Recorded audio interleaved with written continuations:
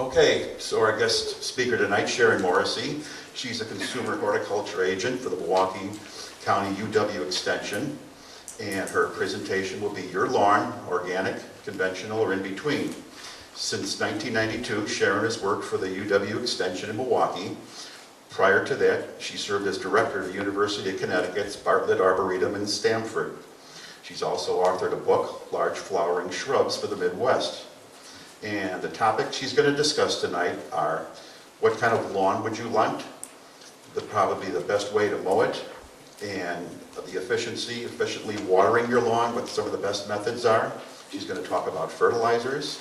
She's going to talk about organic gardening, organic ways of dealing with your lawn, and also chemicals, and also how can you assume that your lawn is safe for kids to play on. So she's going to touch on a number of things. As always, we're going to have a break about midway through the show. She'll let you know. And behind me here on the chalkboard is Door County Gardener at Gmail. If you would be so kind as to let us know how we're doing and how much you've enjoyed our program, if you could just click onto that and leave us a little message, we would greatly appreciate that. So I think without further ado, I'll give you Sharon Morrisey then. Thank you.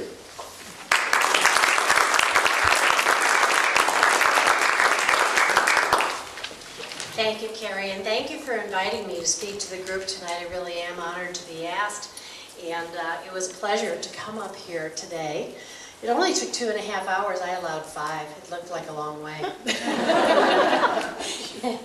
And I am staying at a hotel down the road, and it was really nice because when I got to the lobby reception desk, they had a little stand there with kind of the happenings for the week. And the very first thing on today's, it was the very first thing for today, and it said, Door County Master Gardeners, Sharon Morrisey. And I was like, I wanted to say to the girl, that's me. We're a small town. Well, and it doesn't take much to excite me either, but that was real nice. It was very welcoming. I liked that. So. Thank you very much for inviting me, and I appreciate the organization of this group and how diligent you were about contacting me and getting all the information to me too. I work with Master Gardeners in Milwaukee and Waukesha County. We have a little bit larger group than you do. We have 431 certified Master Gardeners in our group currently, and our listserv is about 650 Master Gardeners who are members and also certified people. So we have a very large group, and we do lots of educational programs. And the thing I find common with almost all Master Gardeners is that I think learning is kind of the #1 thing for all of you. You have this craving to learn more all the time. And so the educational programs are important to you.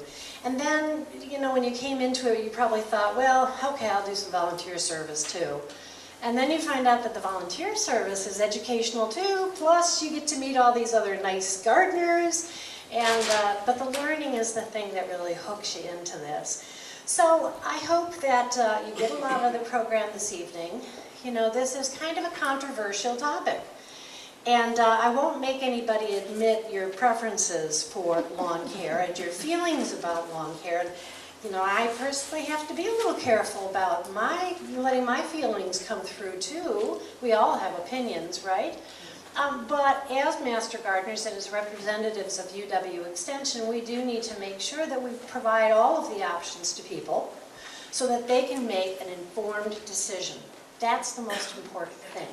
So I think it's important for all the Master Gardeners to know as much about these topics as possible, regardless of what your personal point of view is or your personal opinion is. So we're going to kind of cover it all tonight. And I hope you picked up a brochure on your way in. This brochure is one that I worked with my Master Gardeners to produce. For about 5 years now, I've been very fortunate to have a team of professional graphic artists who are Master Gardeners. It's a dream come true for me. I just am so choked up about it because it was such a wonderful thing to make these really professional looking programs. We also have displays that go with all of these programs, and then the presentation as well. I'll show you some photos of that in a minute. That brochure I tried to include in a very encapsulated form everything that I could from the new publications that were put out by Dr. Doug Soldat from UW Extension last year. Oh, should I put the shades down or? Yeah? You think you can do it? Fortunately, it's still up on the screen, otherwise I probably couldn't. All right. Does that excite everybody every time? It doesn't look like it. They've seen it before. Yeah, I've seen it a million times before. That is so cool. Very fortunate to have this center. I know you know that you're very lucky to have that. But these three publications were put out in 2012, and they were kind of groundbreaking for us because we've wanted to have organic lawn care information for a very long time. And we've looked all over the internet, as some of you probably have too, and we've looked for other extension services in our region to have produced some publications on it, and nobody had. And so Doug Soldat and some of our other specialists in turf decided somebody's got to do this, we're going to do it. So they put out these three publications, and I did bring a copy for you of the Organic and Reduced Risk Lawn Care, because this really gets to the heart of the matter. There's also the Do-It-Yourself Alternative Lawn Care and one on lawn fertilization. And I've been teaching extension principles of lawn care for a very long time, and with Doug's new research that he did since he has arrived at the UW Extension, we found out that there's some things that we were recommending that were wrong. And there was a very good reason for that. We're not going to go into that, but we are going to correct that now.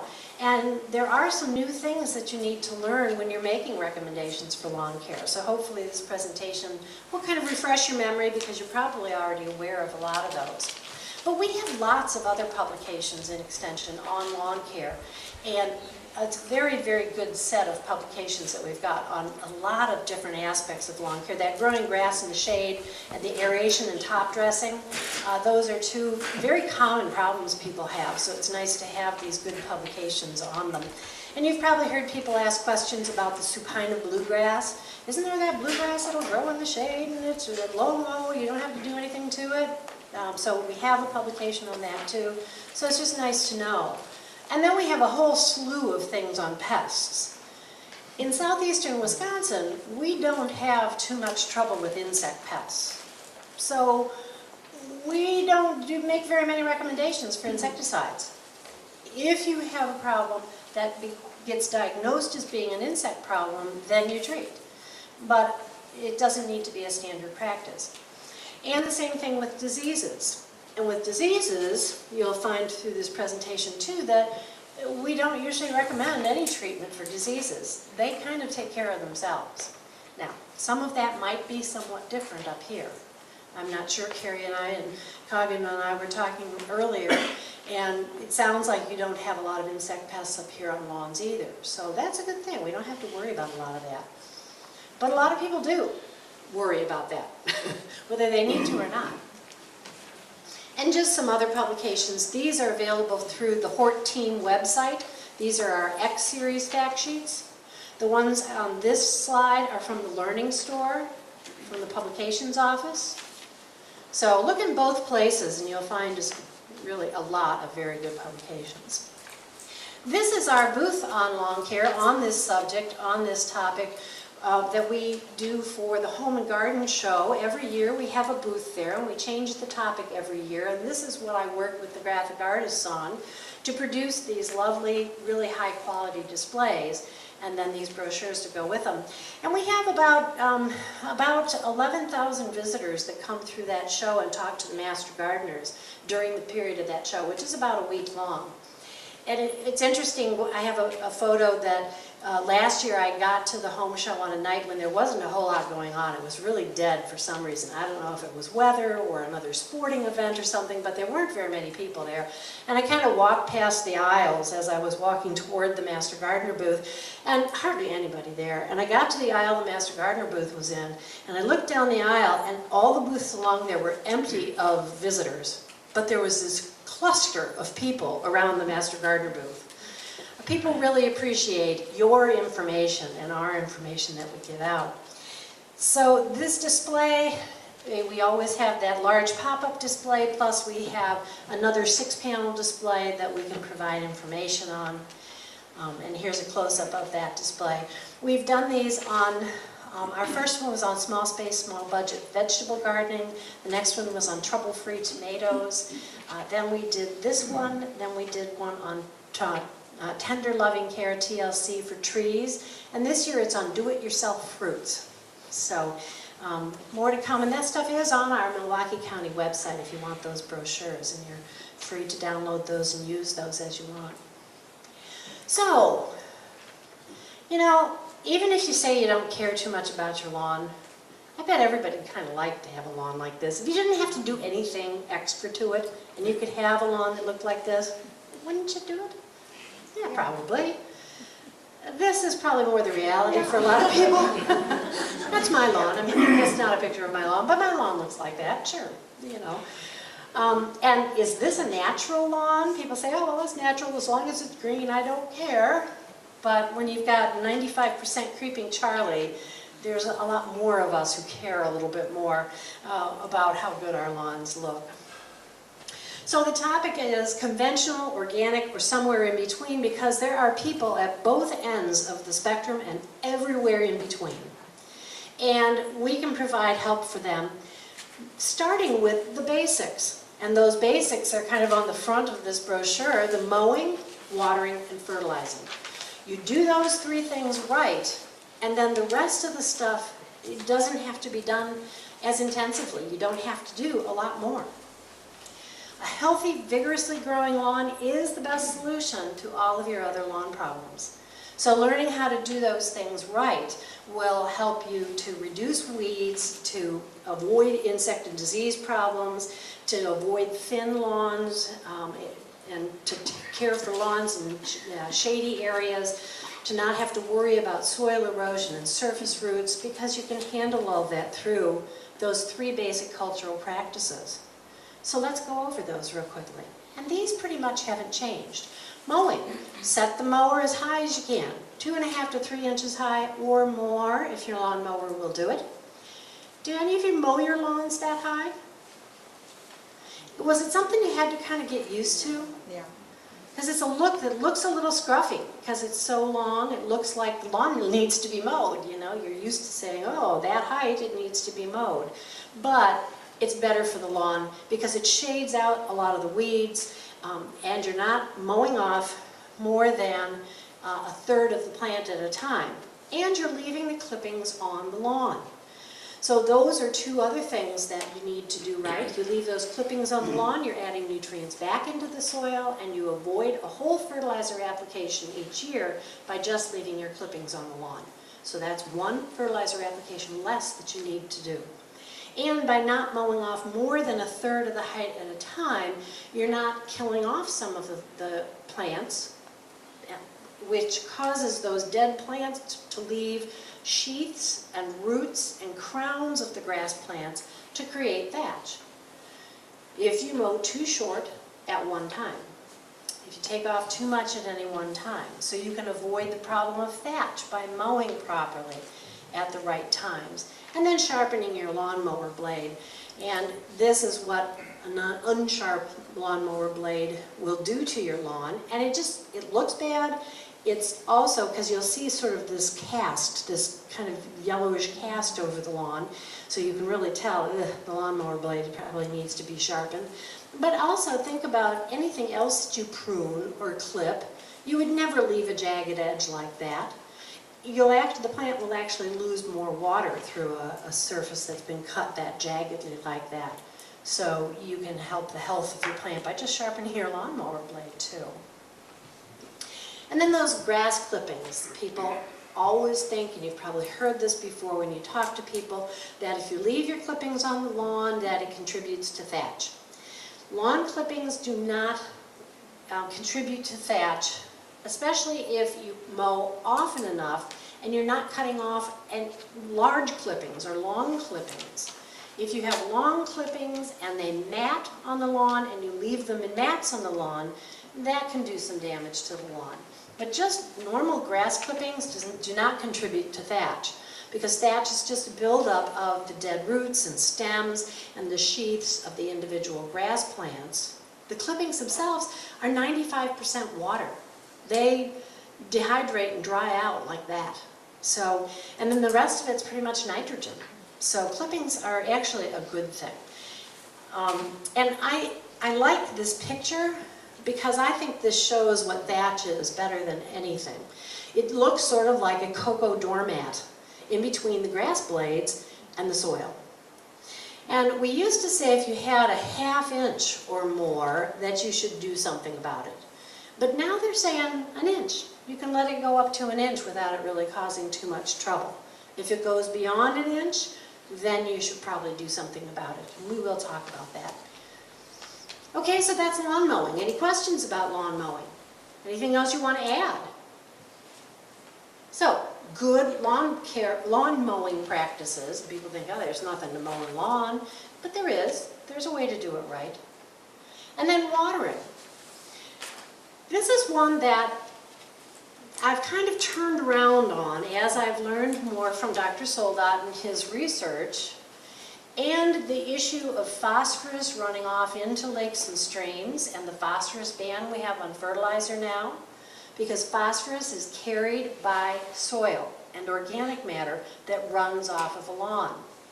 And if a lawn is thin, there'll be more exposed soil to run off and carry phosphorus with it.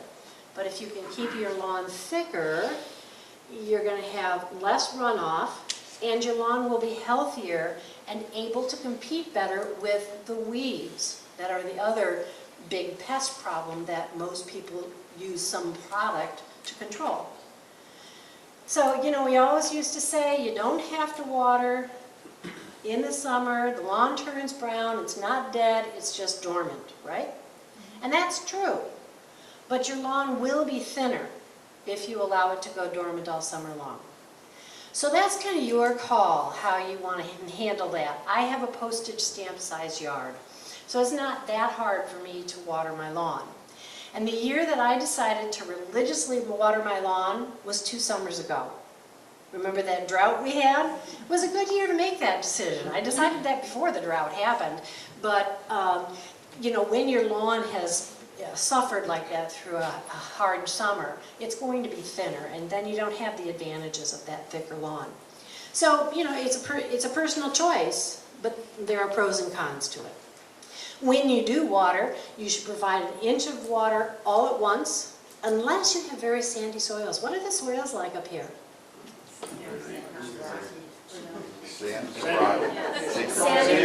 Sandy loam? So is it very alkaline? Okay. 7.2, 7.3 Mm-hmm. That's similar to southeastern Wisconsin too, but we have very heavy clay soils. So if you have very sandy soils where the water runs through really, really quickly, then they recommend that you water twice, a ½ inch each time, or maybe even 3/4 of an inch each time to really get the lawn well watered. Because if you just put an inch on and it runs right through, it's like only having given your lawn about a ½ inch. So in really sandy soils, it's different. But probably with a sandy loam, you can probably do an inch of water all at once. And that's to get the roots to go down deeply into the soil. You know that, right, from your trainings. How do you know when you've put down an inch of water? Use a straight-sided can to collect the water under the sprinkler. And when you've collected an inch, you have put down an inch on all of that surface. That's something that kind of confuses people sometimes. And the new publication, the 4th new publication that Dr. Soldat and his group put out was on lawn watering. And boy, if you want to know exactly how to put down an inch of water on your lawn and exactly how to measure it and figure it out and calculate, he even does math in that, read that publication. It's probably a lot more than most people need to know about putting an inch of water in your lawn. You put a straight-sided can out, you collect it, you put an inch of water on. But there is that publication if you want to know more about it. Water less in the shade. Dealing with shade, you water less. And water early in the morning or during the night so that the grass can dry off as quickly as possible. So the blades of grass don't stay wet. It's a period of leaf wetness, the length of that leaf wetness, that determines whether the fungal spores for lawn diseases have a chance to germinate or not.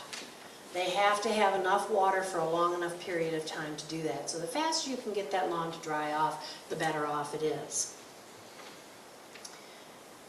So, any other comments about watering? What do you think about, do you water your lawn during the summer? When you said less for shade, like by how much?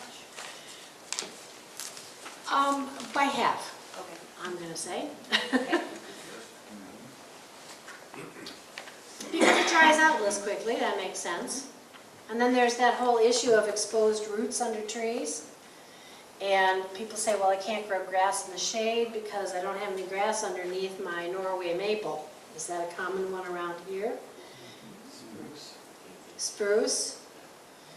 And part of that is because it's shaded it so much that the grass can't grow in that area. Then the soil becomes exposed. Then that soil washes away. Then the roots become exposed. So it's not just that the roots have become exposed and have moved up in the soil. In some circumstances, you know, you can lighten up the canopy, but that's not easy to do. In a Norway maple, you'd have to cut quite a few branches out of there to get it lightened up, to get enough light in there. And under a spruce, you don't want to remove branches from a spruce. So in those areas, don't grow grass. How about chewing fescues? Even the chewing fescues, you know, that's selecting the right grass seed for shade is really important. So the fescues are the best choice for shade, but at times you can't even get those to grow in very shady areas. Question, Yes? what do you do about areas that are maybe 10 by 10, large lawn that dry out just repeatedly? You might be near the edge of the lawn where there's pine trees nearby. Well, some of the practices we're going to talk about is top dressing and aeration, and top dressing particularly may help to add more organic matter to the soil, which may help to hold more moisture in those areas. Otherwise, I think it probably is just a matter of watering more often in those areas that dry out more quickly. The soil must be different there in order for it to dry out faster than other areas of the lawn. There must be something else going on there. I think the addition of organic matter through top dressing probably is going to be the best bet to put more organic matter in that soil to hold more moisture. All right, let's move on to fertilization. Now, fertilization is part of what really, really changed with Dr. Soldat's research that he did. So if you haven't become familiar with these publications, this could be quite different than you're used to. This fertilizing is really important because it keeps the lawn dense. And I already talked about dense lawns and how important it is for weed control and to prevent the runoff of phosphorus on the organic matter that erodes from a thin lawn. One of the things Dr. Soldat added is to choose fertilizers with at least 25 to 50% slow-release nitrogen. And we'll go into a lot more detail on how to figure out whether the fertilizer you're using has that percentage of slow-release nitrogen or not. Now, by that, you don't mean 25 to 50% nitrogen. You mean 25 to 50% of the nitrogen should be in a slow-release form. Very good point. Very good point. And to apply it at the proper times for the age of your lawn. And that's something that he added too, that we never talked about with people before. It didn't matter what age your lawn was, the fertilizer recommendations were the same. They're not anymore. They're also different for different light levels, and that has been true. Because in the shade, you don't need as much fertilizer either. We'll go into that into more detail too. So fertilize less in the shade, and then apply it just before it rains or water it in. It should be washed off of the grass blades and watered into the soil. And Really, ideally, you should do the weed control if you're going to use a product and the feed or the fertilizer part separately, because the timing of both is different. We'll go into that into a little bit more detail too. Starting with choosing a fertilizer. And I believe we've got when to fertilize and choosing a fertilizer in the brochure that I gave you. So this will keep you on track. We know that all fertilizer products have 3 numbers on them. The first is nitrogen. We know that. It's the percent of nitrogen. And lawns need more nitrogen than they do anything else. The second is the percentage of phosphorus. And in Wisconsin, because of the phosphorus ban in lawn fertilizers, that will be 0. The only exceptions to that are for new lawns. When you're establishing a new lawn, you're allowed to use a phosphorus fertilizer because to get those roots to establish well, they do need some additional phosphorus. And if your soil test shows that your soil is deficient in phosphorus, what are the soils around here like? Do they have a lot of phosphorus or not? Yeah. Yep. Yep. Yeah, we do in the southeastern Wisconsin too. In fact, we have off the charts both phosphorus and potassium in most people's soil test reports. So most people don't have a problem with phosphorus, and so it is a good reason not to add more. And then the third is the percentage of potassium, and this should be 0 too, really, because only if your soil test shows that you need potassium, because both phosphorus and potassium are held in the soil, and they don't wash out like nitrogen does. If you have low potassium, they will recommend a winterizer type fertilizer for you from the soils lab. All right, now going to that nitrogen, 25 to 50% of the nitrogen should be in slow release form. So nitrogen in fertilizer products is in 2 forms, slow release and quick release, sometimes called insoluble, the slow release, and soluble for the fast release. 25 to 50% of that should be slow release. What happens is that the green up of your lawn when you put down the fertilizer will be slower. And a lot of people are used to being able to put a fertilizer down and have the lawn turn green, nice and green, real quickly, within a few days. If you've watered it nicely, within a couple of days. But they found that the slow release nitrogen lasts for about 8 weeks, whereas the fast release nitrogen lasts for about 4. So you get twice the length of time that your lawn has that nitrogen to use. It'll green up, it just greens up slower, but it lasts a lot longer. Organic fertilizers have mostly slow release nitrogen. That's part of what an organic product is. Something that's organic really means that the product or the item has carbon in it. And because it has carbon in it, it's a complex molecule. It's much more complex than the synthetic fertilizers that have had all that stripped out of it, and we're down to just the basic nitrogen, phosphorus, and potassium. With that carbon in there, those larger molecules, in order for the nitrogen, phosphorus, and potassium to be available to the plants, there has to be some weathering to break down those bonds and get rid of the carbon. So the plant can't use the nitrogen until the carbon the bonds have been broken and the carbon has been separated from it. And that takes time and weathering. So organic fertilizers are carbon-based from living or former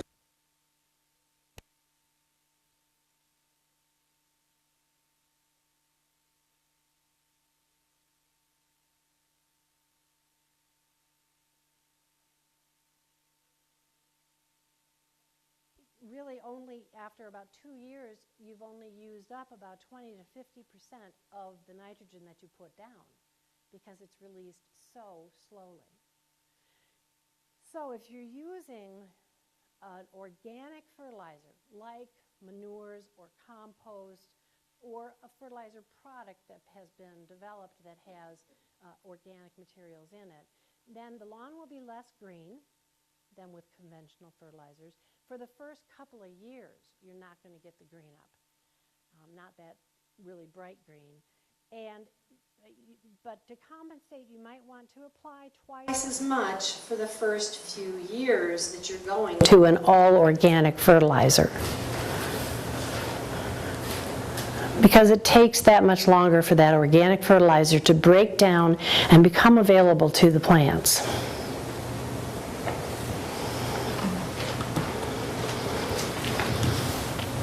So, what are the quick release and the slow release fertilizers?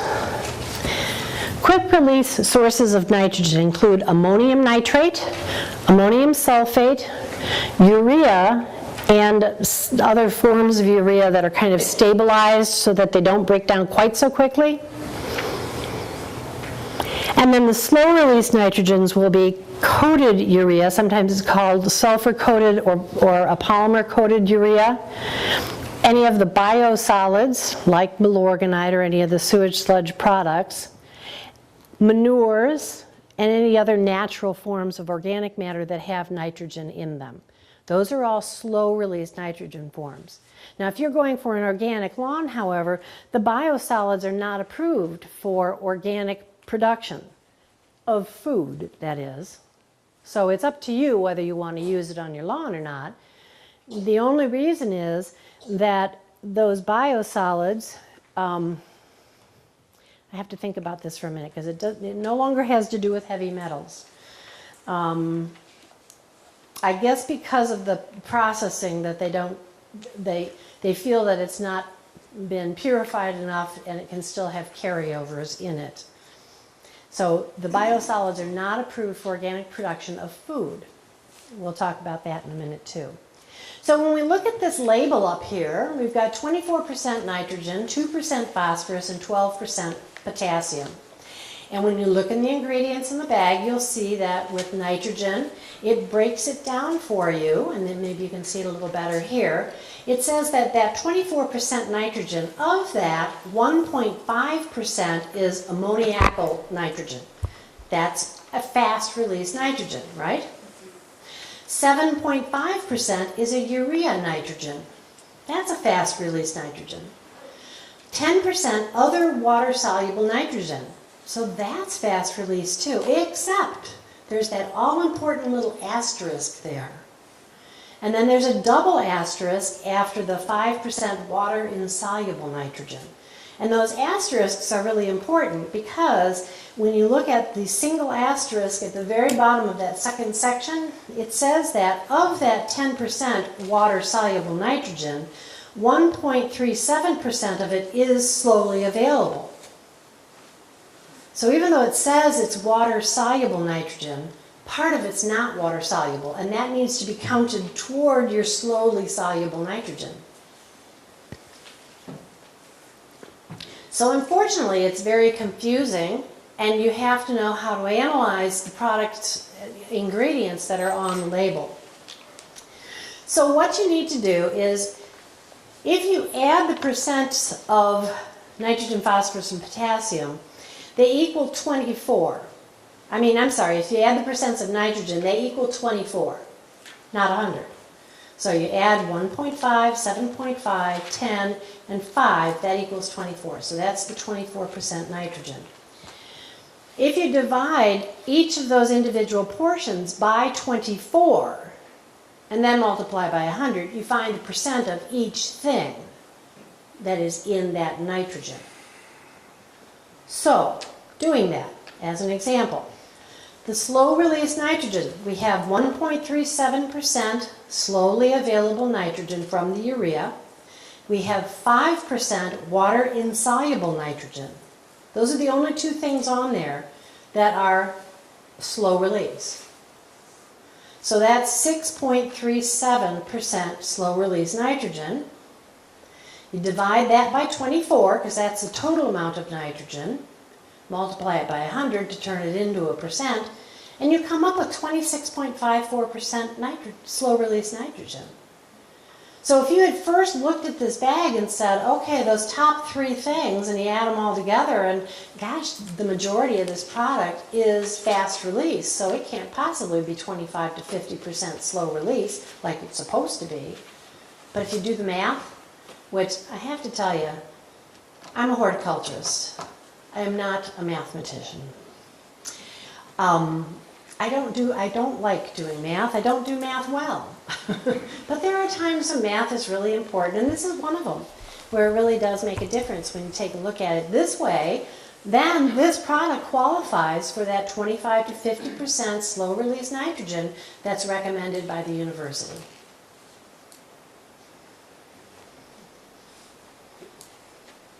Okay?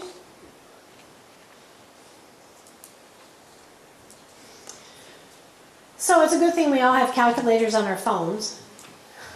And when you go to the garden center and you're looking for your fertilizer product, you can do the math. And I'm sure all of you do math better than I do.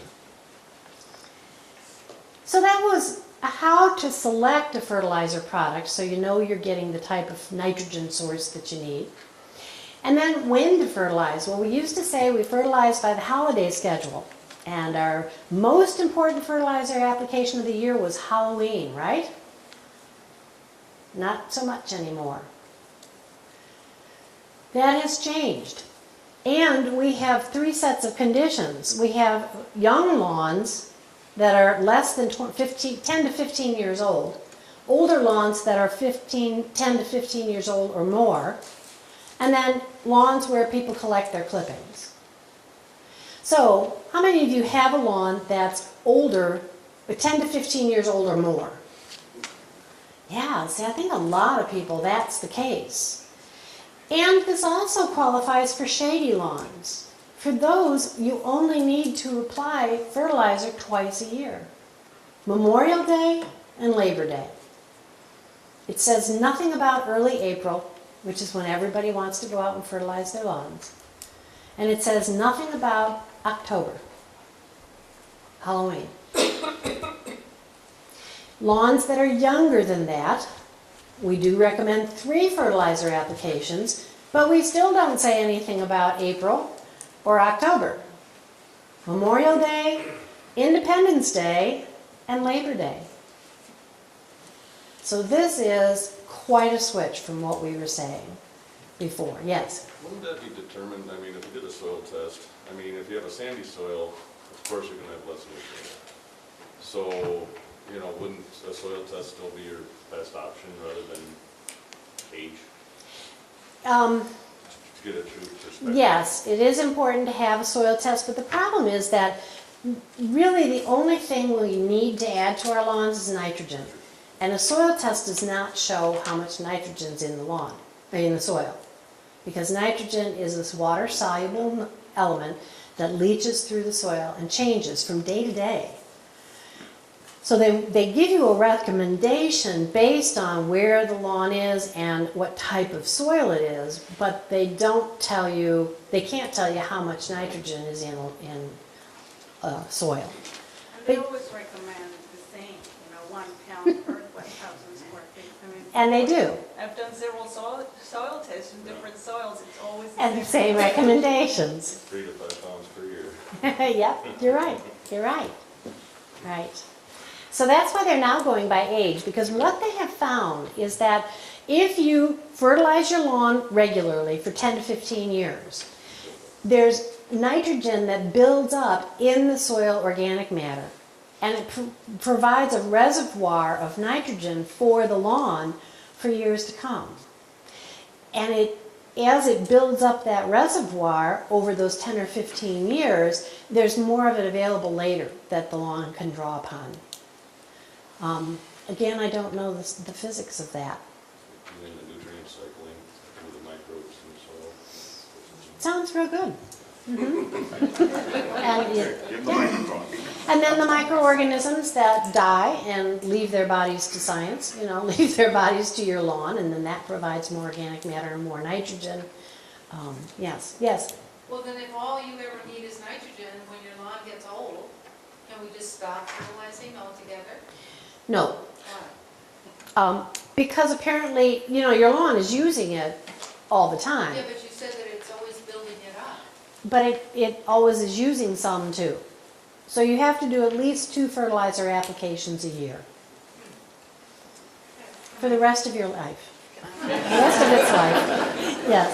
As an organic landscaper, and I do provide organic lawn care, we usually tend to suggest that if you manage to achieve over 5% organic matter in your soil, and you need a soil test to determine that, you can go without fertilizing, not forever, but you might be able to skip a year, maybe 2, and then fertilize again. But reaching that magical over 5% organic matter, you know, that's a process. Yeah, and that 5% organic matter is difficult to get to, even if you're adding organic matter all the time. Yeah. Have any of you had your soils tested? And do you know what the percent organic matter is in your soil? How about you up there? Low, Yeah. 2%. Yeah. They Even have- in a vegetable garden where you're adding it all the time, you'll find that it's less than 5% a lot of times. I did find in one of my customers, he had 4.7. Wow. And he never does anything to his soil. Wow. So that's. But that's unusual. Oh, yeah, that's an So, outlier. Yeah. And then where you remove clippings, and there are people who insist on removing clippings no matter what, you have to add another fertilizer application. But you'll notice that this one is early October. And here's where another part of his research comes in. And that is that they found that when you apply nitrogen on October 1st, 50% of that nitrogen will be used up by the grass.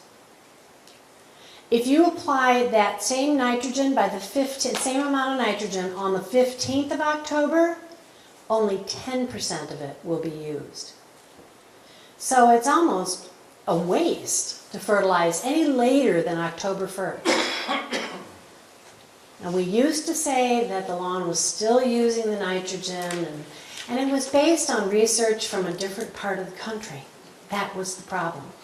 What Dr. Soldat did is he went back to say, where did this come from? This just doesn't sound right. And he looked back and back into the late 50s, early 60s is when they first started making these recommendations for those late fertilizer applications. And this is where it came from. It was not from their research. It was from research from West Virginia. So we now have Wisconsin research. And we know this is what we should be doing. Okay?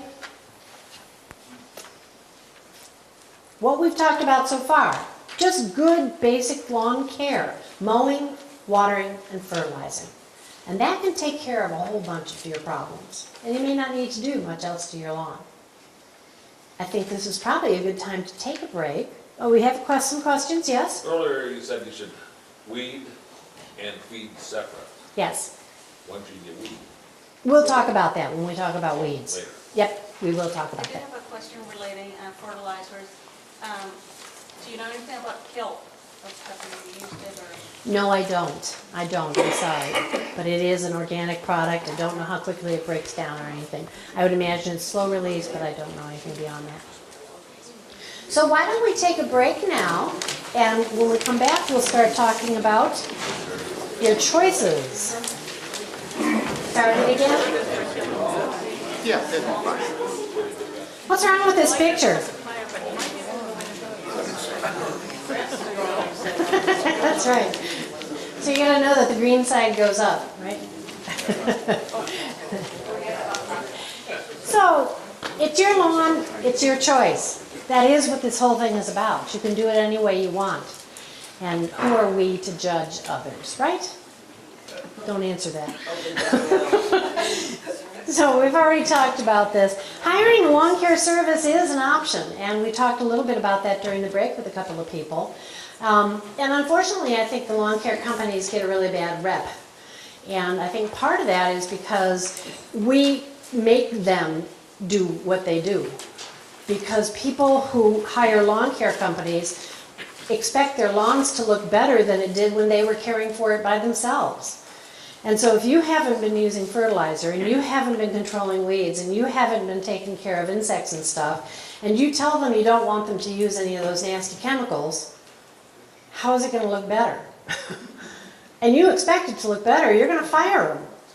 So it puts them in a bad situation. It's very tough for them. And so I think that that's one of the reasons that you don't find as many lawn care companies that are willing to let you be the boss and say, I want this kind of fertilizer, and I want this kind of pesticide, and I want that kind. There are companies that do that, but it's very difficult for them. Would you concur? Yes. And so think about that. That it's an expectation that their customers have that kind of make them do what they do. And the other thing that happens is that we make our recommendations for the homeowners, and we have certain timings for things like fertilizer applications and weed control and things like that. But lawn care companies, two things. One of them is that they have access to products that we as homeowners don't have access to. And so some of the products that they use have wider windows of opportunity for them to put them down and have them still be effective, whereas specifically with herbicides, when we put down herbicides, we have maybe a 4-week, 6-week window. The products that the lawn care companies are using, they have maybe a 6, 8, 10-week window. So, because they can't go to everybody's house the first week of June. You know, they have to be able to spread stuff out. So, you know, don't judge them too harshly when you see them out there at a time when you don't think they should be applying those herbicides or whatever. It could be that they have a different product that they're using where they can apply it and it is the proper timing for it. And the other constraint, I guess, is the fact that they can't be at all their clients' places at exactly the same time. They have to be able to spread that out. So it is hard for us to direct a lawn care company too, because they can't just, you know, do a little bit here and a little bit there. If they're a big company, they have to be able to send somebody out to do a bunch in one day. They can't have different programs for every client they go to. So don't be too hard on them. And don't be too judgmental of people who use them either. You don't have to choose to use one if you don't want to, and understand the constraints that they are working with. But all choices, no matter what you choose to do with your lawn, it starts with good basic care, and that's what we just spent the first 45 minutes talking about. So let's start with the conventional choice. This is this stuff is really well explained in this publication, and I've tried to just really condense it down here. It relies on the full range of products, synthetic products, for fertilizing, for controlling weeds, for taking care of insects and diseases. These products are all certified by the EPA to be safe with only a low level of risk when used properly, like all of our chemicals. The products are highly effective and very inexpensive compared to the alternatives. So you can have a really wonderful lawn by using these products. So it sucks you in. Have any of you ever had Jim Studi talk to you about soils? And he talks about tilling your garden. And he says that your tillers are like crack cocaine. They get addictive. And that's what some of this stuff does too, is you get addicted to it because it's easy, it's cheap, it's fast, it works beautifully. And they do. Those products work great. Much less labor intensive than doing it organically. Or you can hire a lawn care service, and that's really low labor. And this is how you will get the highest quality lawn possible, is by using these products and using this approach. I don't think anybody would argue any of that. The organic choice at the other end of the spectrum is to use only natural products for fertilizing, controlling weeds, insects, and diseases. Organic gardening is caring for the soil. That's what organic gardening is. That's where it all starts. And that's true with lawn care too. So organic lawn care starts with good soil care. So when we top dress and we core aerate, we are caring for the soil that our grass is growing in. Dr. Soldat recommends doing it twice a year. That's a lot. Do it once a year, you're still doing some good for the lawn. We were talking at break, someone and I, is it really necessary to aerate at all? It does depend on your soil. I bet you'd be the laughingstock of your neighborhood if you lived in the central sands and you core aerated your lawn. Because in sandy soils, you probably don't need to. In our soils, heavy clays, that soil gets compacted just from walking over it to mow the lawn. If you've got something in between, then you don't need to aerate as often. And top dressing. How many of you have top dressed your lawn? A couple of you. How many of those of you have done it more than once? Okay. How many of you enjoy doing it? You do, okay. Want to come do mine? We didn't used to recommend top dressing very much because it was recommended that you only put down 1/8 of an inch and it had to be perfectly even over your entire lawn. And so it really wasn't for home gardens. That has changed, and top dressing to add organic matter to improve your soil is part of the organic program for lawn care. But it is, with organic lawn care, it is difficult to get results that are comparable to those of the other approaches, no matter what you do. And then that somewhere in between is this reduced risk alternative, which they talk about in here. There's a whole section on the back, page and a half there on that. It is organic based, but it's less strict. It does allow occasional use of synthetic products, and the products that can be used are ones that are on a special list that the EPA has put together of reduced risk program of products. It has the same basic soil care as organic, and then those reduced risk products are considered reduced risk by the EPA because they're often natural organisms. They are used at lower rates than other products. They are less toxic to fish and birds. They're less likely to contaminate groundwater. They're less likely to endanger human health. They're mostly only available to commercial applicators, however. So that may be something to hire a lawn care company to do, this kind of reduced risk program. And this, doing kind of a combination, can produce a moderately high quality lawn. I said before that when, there was so much demand for an organic lawn care recommendations from the university that they looked around all the states nearby and found that there weren't any extension recommendations.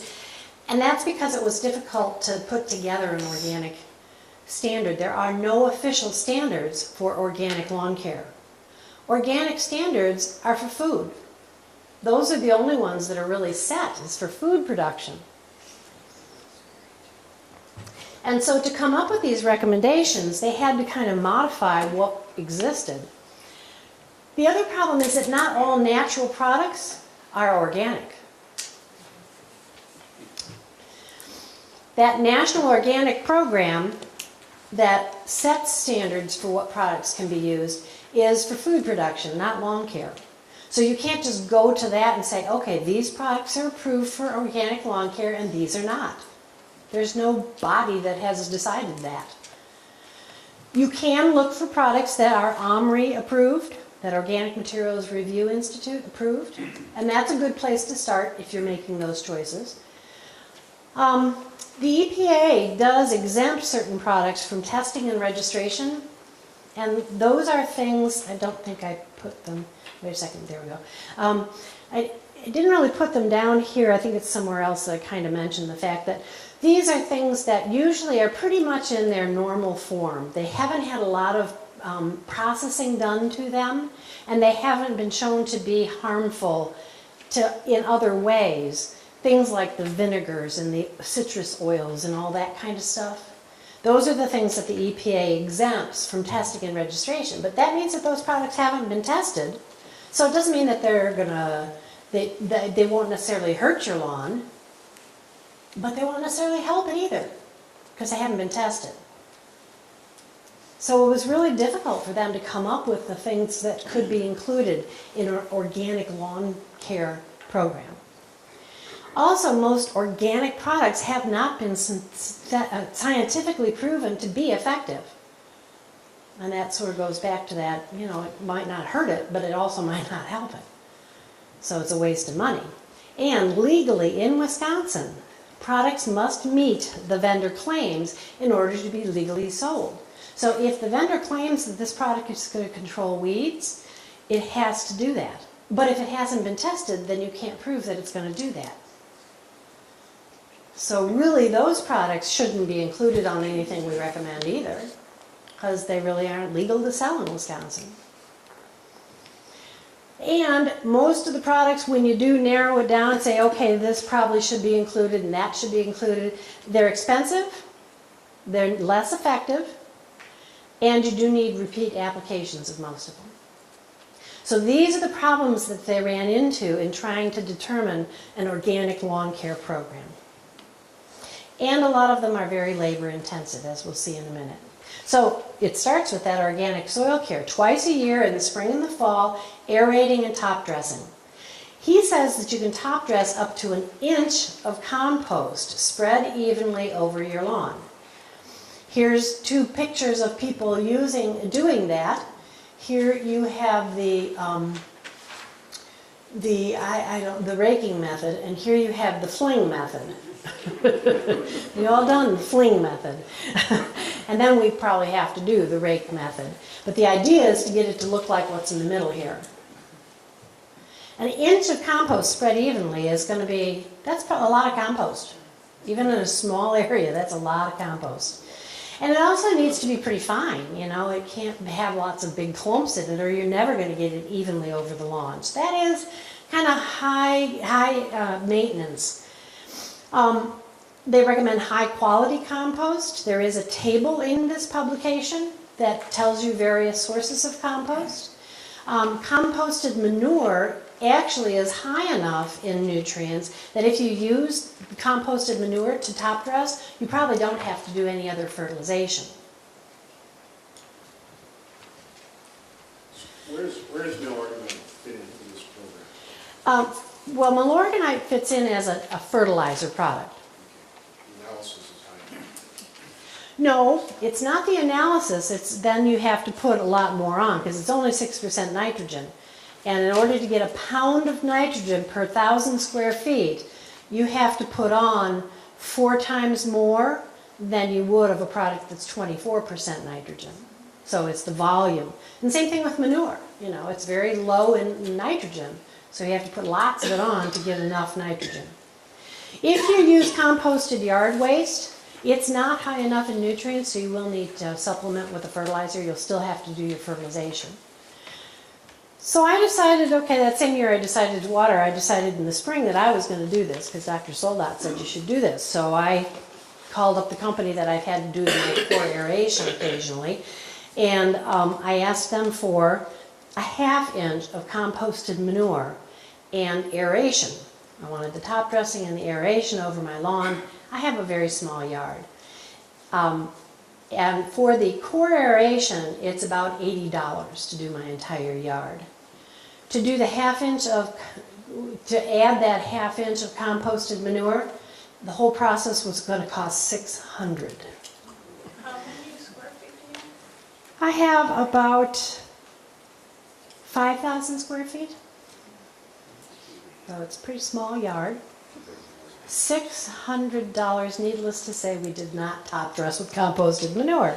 I think part of it was it took them a long time to get a quote to me, and I asked her about it, and she said, well, we had a hard time finding the composted manure from a vendor that we could get a quantity of it that would be fine enough to use on a lawn.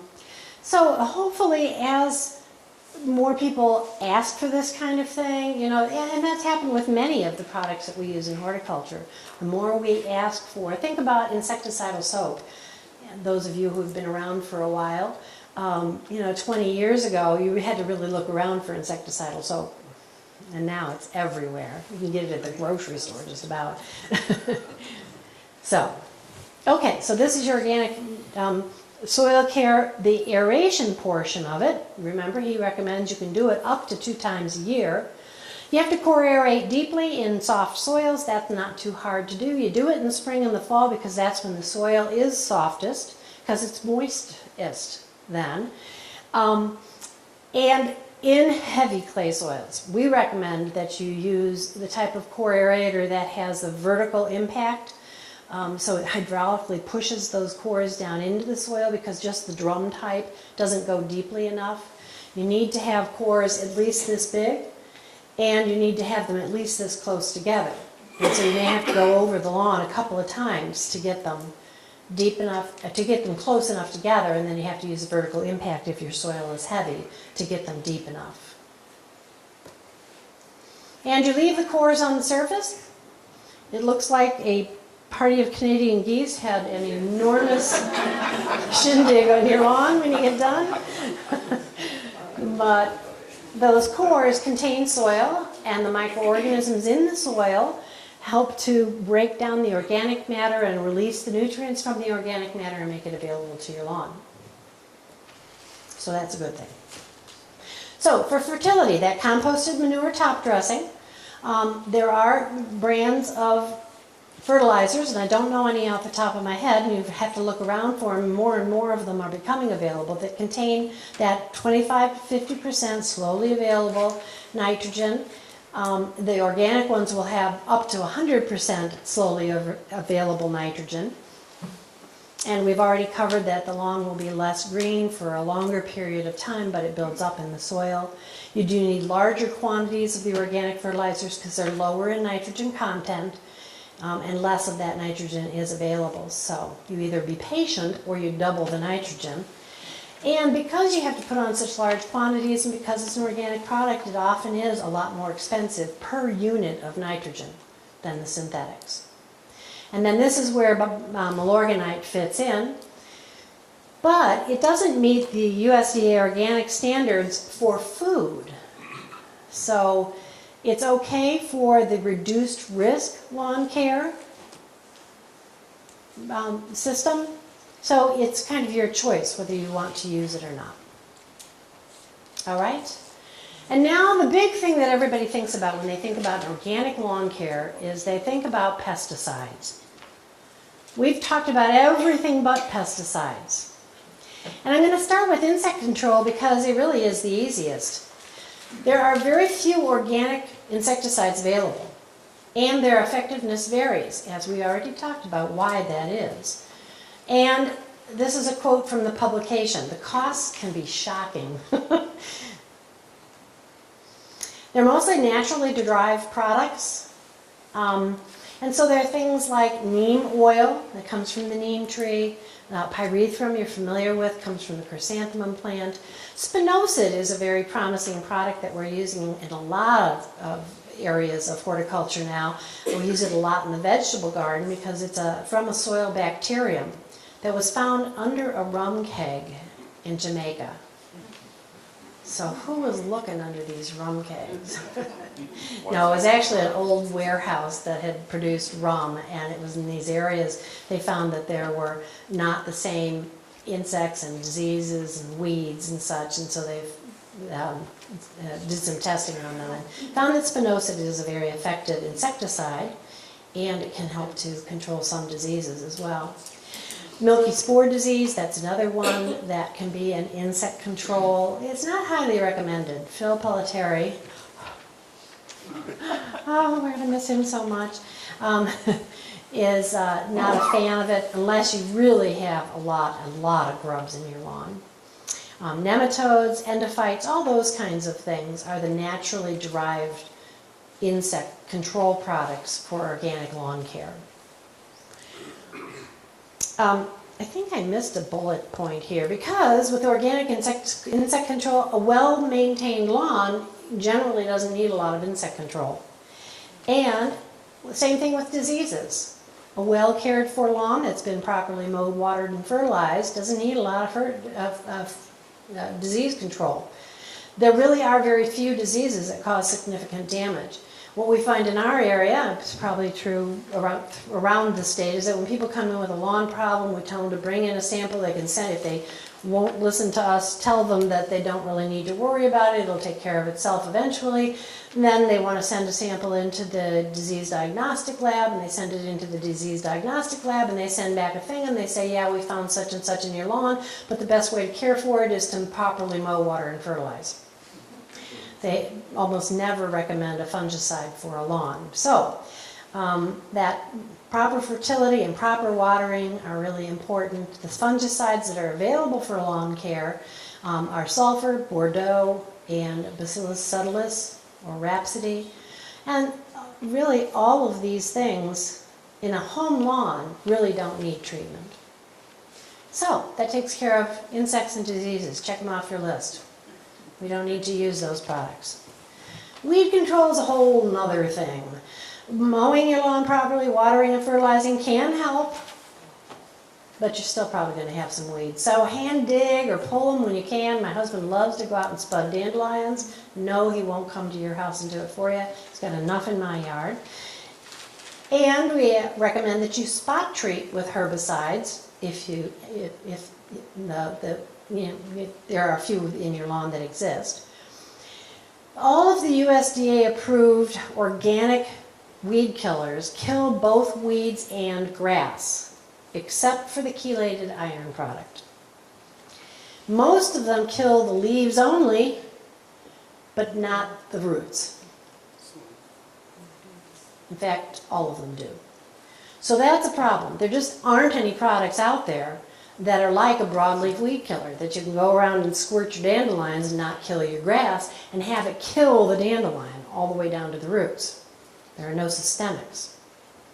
I don't know how I did this, but I got this all mixed up. There we go. So, vinegars, soaps, plant oils, they burn the weeds, but they burn the lawn too, but not the roots.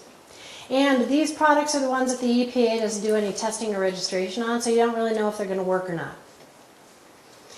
Chelated iron is one that you're finding quite commonly now. If you look on the label for active ingredients on weed control products that are called organic, the chelated iron ones will say FeHEDTA. It does not burn the grass. It will burn broadleaf weeds,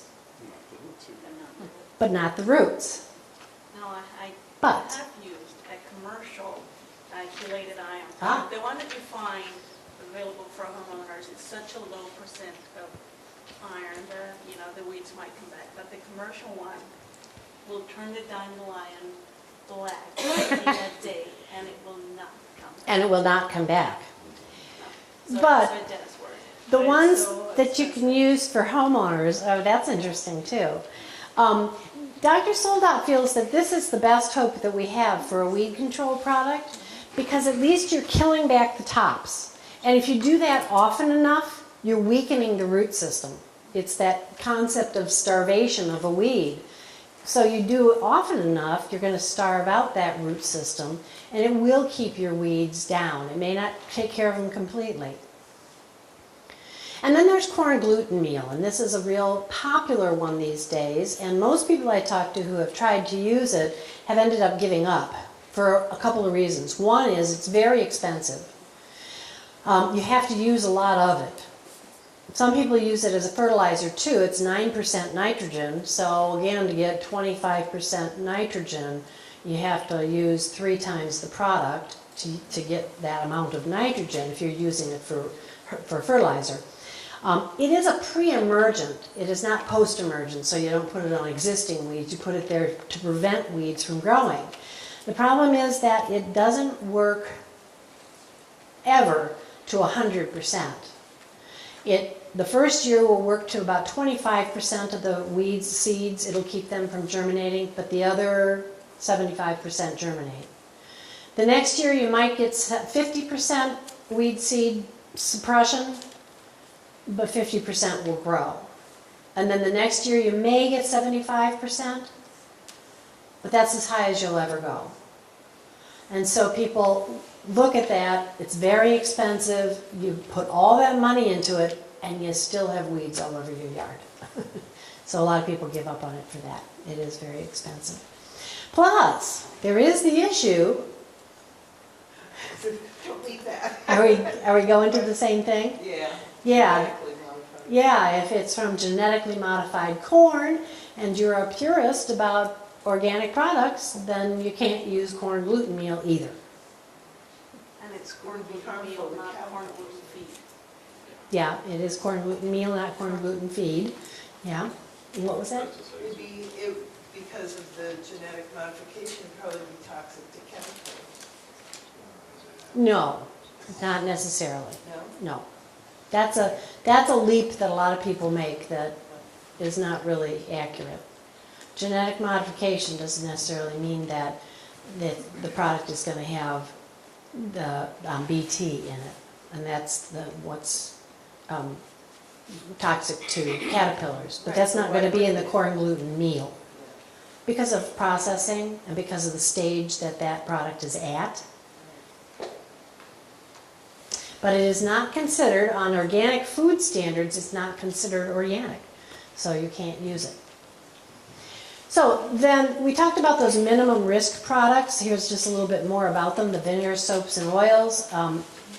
And they are deemed to be okay for people to use without testing and registration because they are from natural sources. They don't have very much processing. They retain a lot of their natural compounds. They might be classified as USDA organic, again for food, or they may not. None of them are scientifically verified as beneficial for turf in Wisconsin, although they might be.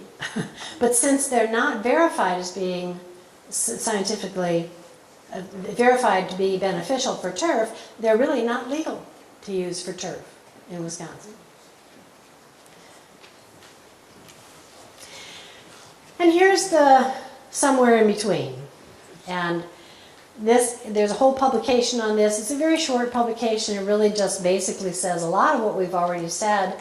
There are 6 key requirements to have a do-it-yourself or alternative lawn, and that is to prepare the soil properly when you plant the grass, plant the right grass seed for the right conditions, mow the lawn as high as possible, provide sufficient nutrients for it, control pests, and irrigate sufficiently.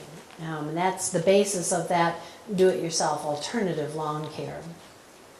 But this doesn't cover all of our lawn issues. We have lots of other things. Creeping Charlie, you don't have a problem with that up here, do you? Everybody hates Creeping Charlie. It's on everybody's mind. We do have a good publication on that. Moss in the lawn.